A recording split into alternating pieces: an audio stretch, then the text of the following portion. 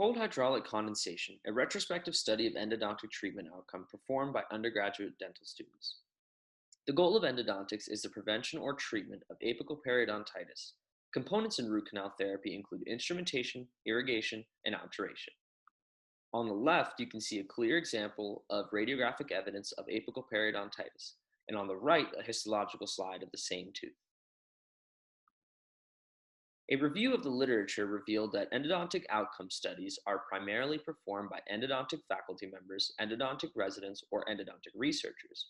Our research group questioned whether or not endodontic treatment can be successfully performed by undergraduate dental students.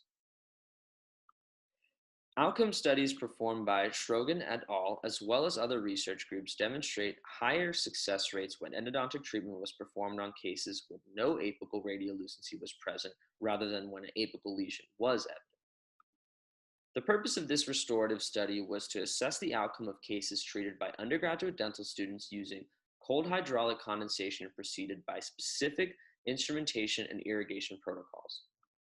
All treatment was completed by Roseman College of Dental students in the undergraduate endodontic clinic.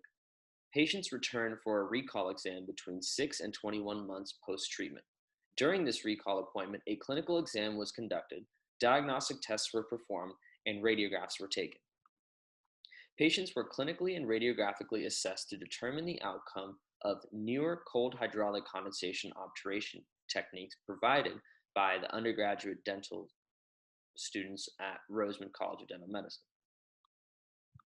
Diagnostic testing done at recall appointments consisted of percussion, palpation, cold tests, periodontal pocket depth, and mobility testing.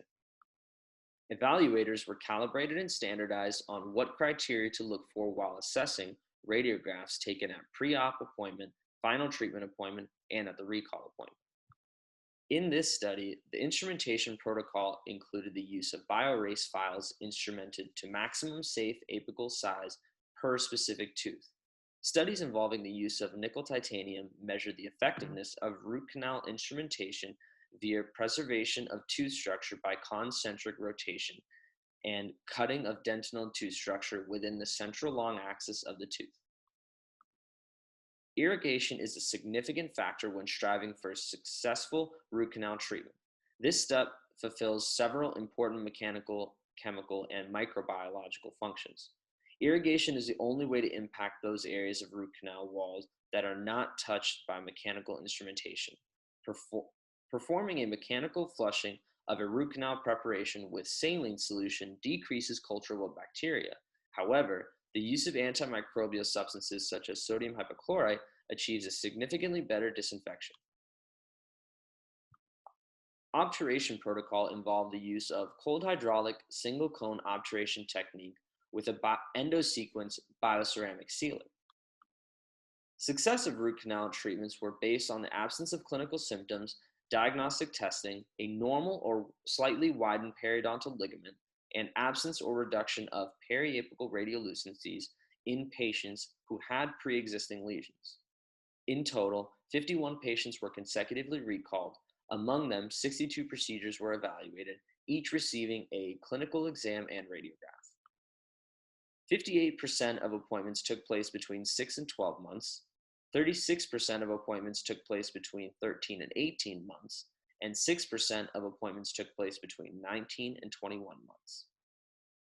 Anterior teeth made up 45% of the teeth treated, 28 being treatments and 1 being retreatments. Premolars made up 31%, 19 being treatments and 4 being retreatments, and molars made up 15%, 9 being treatments and 1 being retreatments.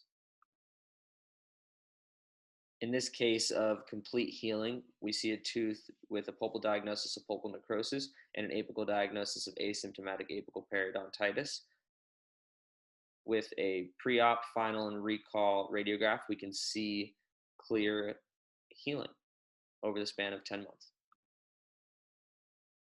In this second case of complete healing, we see a pulpal diagnosis of pulp necrosis, apical diagnosis of chronic apical abscess. Although there is a disclaimer here, there is still a slightly widened PDL, but improved from what it started with. In this case of partial healing, we see a pulpal diagnosis of normal, and an apical diagnosis of chronic apical abscess, and a recall over the span of 8 months with partial healing present.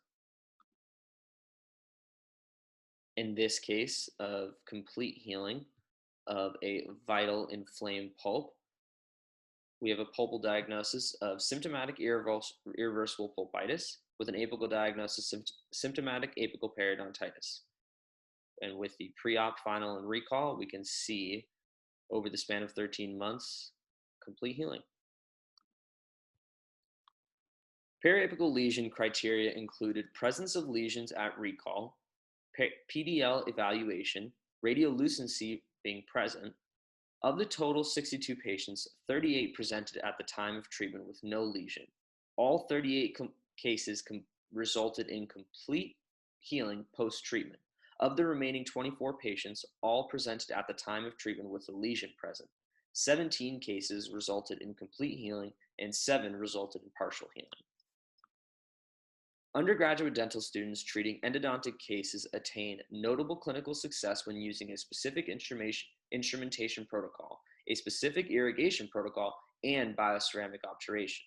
Specific instrumentation protocol followed by undergraduate students included the use of maximum safe apical size bioerase files. The favorable nature of the BR file sequence lends itself to allowing students led by endodontic faculty to reach maximum safe apical size while limiting the possibility of excessive tapering.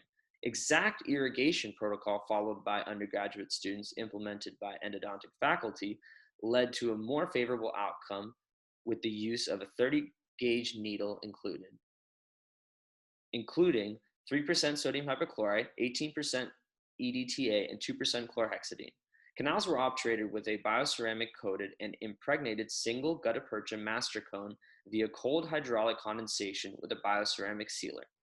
Although low sample size as cases were selected as acceptable for dental students, the efficacy of single cone technique is evident as seen compared to lateral condensation used in the Toronto study. I would like to thank you all for joining us during this presentation.